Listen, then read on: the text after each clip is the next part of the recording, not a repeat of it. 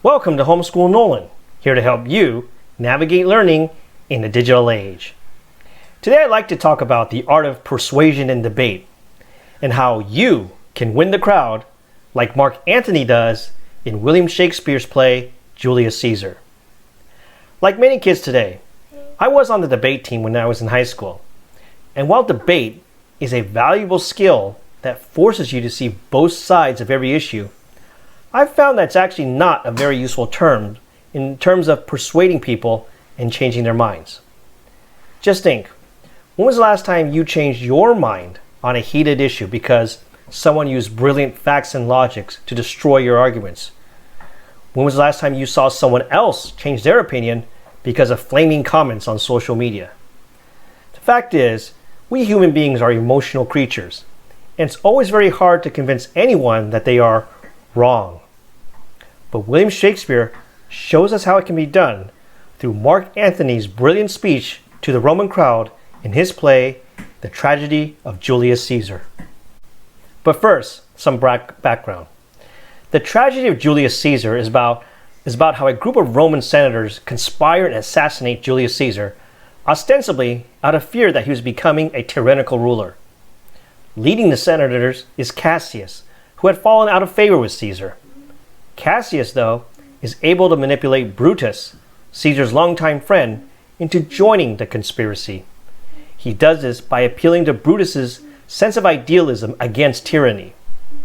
After they assassinate Julius Caesar, Brutus gives a stirring speech to the crowd, explaining how Caesar had to be killed in order to save the Roman Republic from a dictator.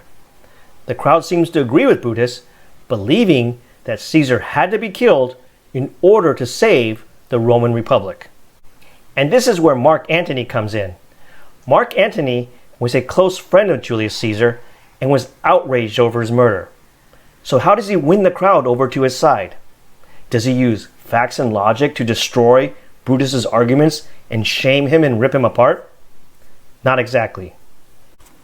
He begins with one of the most famous opening lines of any Shakespearean speech. Friends, Romans, countrymen, lend me your ears. I come to bury Caesar, not to praise him. The evil that men do lives after them. Now notice he starts by proclaiming that he is one of them, a friend, a fellow Roman and countryman. He doesn't attack them as an opponent or enemy. If you want to win someone over to your cause, you have a much better chance if they see and trust you as a friend rather than as an opponent or adversary. Antony then does something interesting. He says, and Brutus is an honorable man. In fact, he repeats that Brutus is an honorable man 5 times. Now, why does he do that? One might think he's trying to ingratiate himself with the crowd and to show them that he's on their side. But by the 4th and 5th time he says it, you start to get the sense that he's sarcastically mocking Brutus. And this is how he slowly starts to turn the crowd away from Brutus to his side. The key to persuading people is not by showing them that you're right and they're wrong. It's instead being able to lead them so they come to their own conclusion that maybe there's a different reality. And that's what Mark Antony skillfully does as we watch him gradually turn the crowd against Brutus and Caesar's assassins. And he also does this by asking rhetorical questions. Remember, Caesar was killed because they thought his desire to become emperor was too ambitious for the Republic. Here's what Antony has to say about that. But Brutus says he was ambitious, and Brutus is an honorable man. He hath brought many captives home to Rome, whose ransoms did the general coffers fill. Did this in Caesar seem ambitious? When that the poor have cried, Caesar hath wept. Ambition should be made of sterner stuff. Yet Brutus says he was ambitious, and Brutus is an honorable man.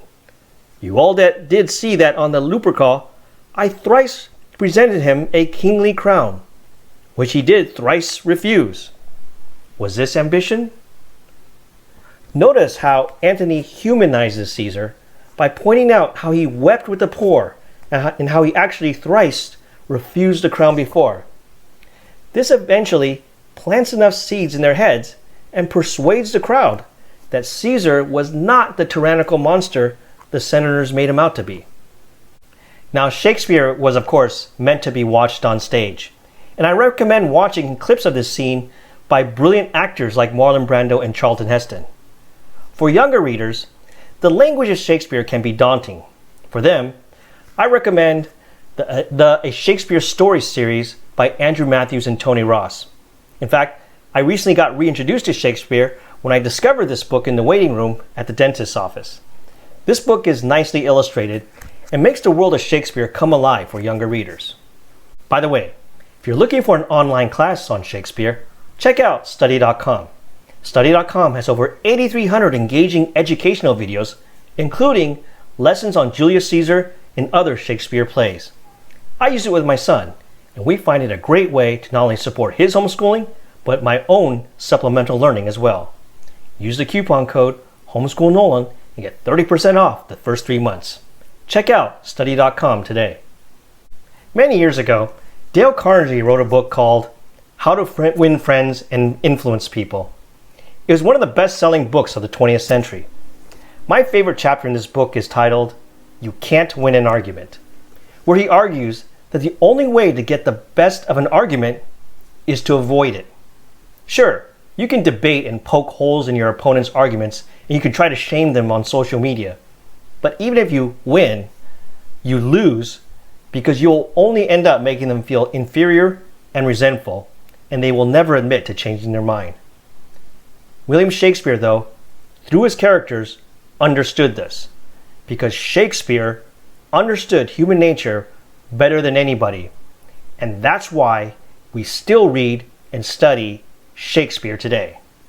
And I hope this video has sparked your interest in reading Shakespeare's The Tragedy of Julius Caesar, as well as others of his fine works. Let me know what you think in the comments below, and don't forget to click subscribe for more videos like this one. Thank you for watching. I'll see you next time.